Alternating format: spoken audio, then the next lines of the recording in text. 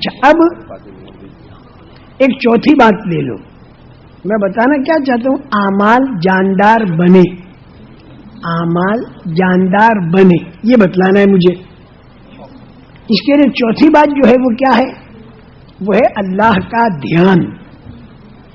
اللہ کا دھیان، دھیان صحیح ہو. اب یہ اللہ کا دھیان کیسے صحیح ہو؟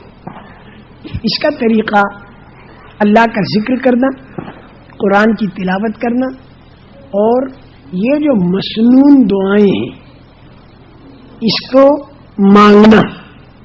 میں سچ کہتا ہوں ایسا اللہ کا دھیان جمے گا تم کو کہ بس مزہ آ جائے گا. اللہ کا دھیان جب جمنے لگے گا نا، میں سچ کہتا ہوں اتنا مزہ آئے گا، اتنا مزہ آئے گا، زندگی گزارنے میں مزہ آئے گا.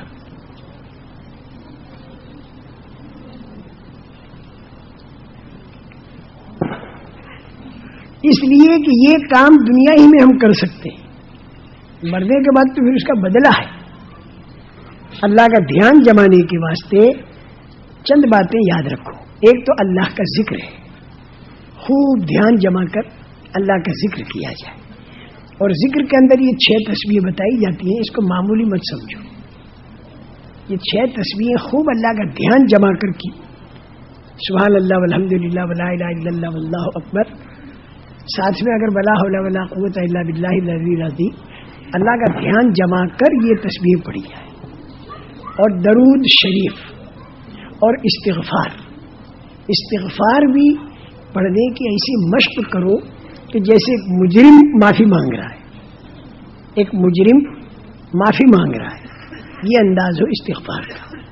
خوب جی لگا کر یہ 6 تسبیح اور قرآن پاک کی تلاوت، خوب اللہ کا دھیان جما کر، اور 24 گھنٹے کی جو سنت دعائیں ہیں اس کو مانگنا. ایک تو ہے پڑھنا اور ایک ہے مانگنا. ایک تو ہے پڑھنا اور ایک ہے مانگنا. تو دعا جو ہوتی ہے وہ پڑھنے کی چیز نہیں ہوتی، دعا جو ہوتی ہے وہ مانگنے کی چیز ہوتی ہے. اگر کوئی پڑھے دعا تو بھی اسے ثواب ملے گا، لیکن اصل مانگنا ہے، اللہ سے مانگنا، یعنی مانگنے کی کیفیت ہو. پڑھنے کے اوپر کا درجہ مانگنا. جیسے پڑھنا اور مانگنا میں فرق بتاؤں.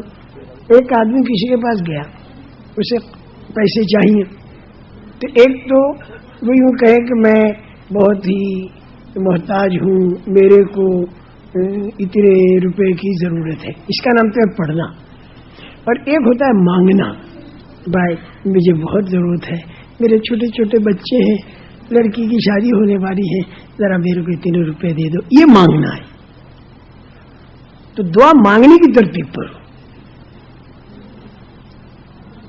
مسنون دعائیں جو ہیں اسے یاد کرو اور مانگنے کی ترتیب. اب رات کو آپ سو رہے ہیں تو سوتے وقت میں جو دعا ایک تو یاد ہے بہت زبانی کی فر فر فر فر پڑھ دی، ثواب اس کا بھی ملے گا. اور ایک یہ اللہم انی اسلمت الیک، اللہ وجہت وجہی الیک وفوضت امری الیک والجأت ظہری الیک رغبتاً ورہبتاً الیک لا ملجأ ولا منجأ منک الا الیک آمنت بکتابک الذی انزلت وبنبیک الذی ارسلت. اس کے معنی بھی سمجھ میں آ رہے ہو، اللہ سے مانگ رہا ہے، یہ آدمی اللہ سے مانگ رہا ہے. بڑی عجیب چیز ہے. اللہ کے فضل و کرم سے جماعتوں میں پھر کر مسنون دعائیں ہمارے بھائیوں کو اچھی یاد ہو گئی، لیکن مانگنے کی عادت ڈالو. اس میں مانگنے میں ذرا دھیان جمانا پڑے گا. نماز بھی پڑھو تو سورہ فاتحہ جو بولے مانگنے کی نوعیت ہو، مانگنا مانگ رہے ہم، اور پھر اللہ پاک اس کا جواب بھی دیتے ہیں.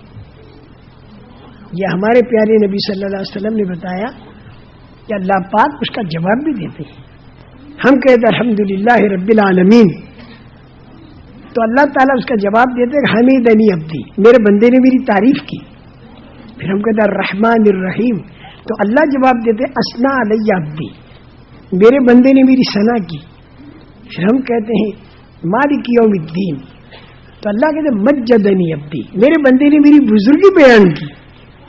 پھر ہم کہتے ہیں ایاک نعبد و ایاک نستعین. تو اس پر اللہ تعالیٰ کہتے ہیں کہ اس میں میری بھی ہے اور تیری بھی ہے. عبادت تو اللہ کی اور مدد بندے کی. اس کے بعد جو اہدنا الصراط المستقیم سے ولا الضالین تک جو ہے، یہ 3 آیتیں تو خالص بندے کے لیے دعا ہے. پہلی 3 آیتیں اللہ کی بزرگی ہے، اور بیچ کے جو ایاک نعبد و ایاک نستعین ہے، یہ کنیکشن ملاتی ہے بندے کا خدا سے. عبادت خدا کی اور مدد بندے کی، یہ کڑی ہے بیچ کی. تو 3.5 آیتوں میں تو خدا کی تعریف، اور 3.5 آیتوں کے اندر بندہ مانگ رہا ہے.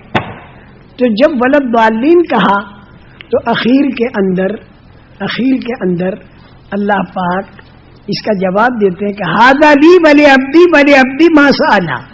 یہ میری اور میرے بندے کی، اور میرے بندے کو وہ ملا جو میرے بندے نے مانگا. اب اگر سورہ فاتحہ روزانہ نمازوں کے اندر اس انداز سے پڑھیں کہ ہمارا مولا اس کا جواب دے رہا ہے، ایسا مزہ نماز کے اندر آپ کو آئے گا، ایسا مزہ نماز کے اندر آپ کو آئے گا کہ آپ کو گشتوں میں جانا مجاہدے کے ساتھ ہوگا. نماز میں بڑا مزہ آئے گا نا. اب گشت کا بھی وقت ہو رہا ہے، تو گشت میں بھی جانا ہے. اب گشت میں جانا آپ کے لیے مجاہدہ ہوگا، کیونکہ اس میں بڑا لطف آ رہا ہے. اس مجاہدے کے اندر بھی ترقی ہوگی انشاءاللہ، اس کے اندر بھی ترقی ہوگی. تو پھر میں کہتا ہوں تھوڑا بھی وقت اگر آپ کو نماز کا ملا تو انشاءاللہ تار سے تار مل جائے گا. تار سے تار ملا وہ ہونا تو بٹن دبا دو، بس دیر نہیں لگتی، صاحب روشنی ہو گئی. بٹن دبانے کی دیر، تار سے تار ملا ہوا ہو. اس لیے میرے محترم دوستو، اللہ کا دھیان جمتا ہے ذکر سے، تلاوت سے اور دعا سے.